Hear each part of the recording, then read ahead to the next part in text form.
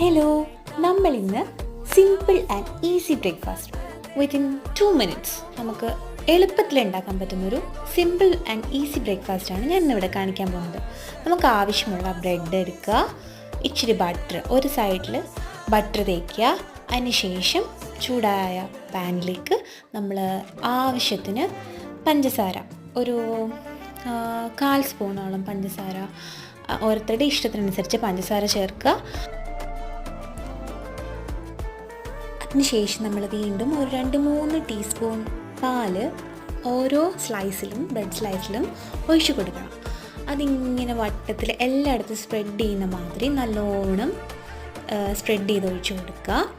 ഒരു 2-3 ടീസ്പൂൺ മതിയാവും. അതിന് ശേഷം അതൊരു മീഡിയം ഫ്ലെയിമിലിട്ട് ആ ഒരു സൈഡ് മാത്രം ചൂടാക്കിയെടുത്താൽ നമ്മുടെ ബ്രേക്ക്ഫാസ്റ്റ് റെഡി.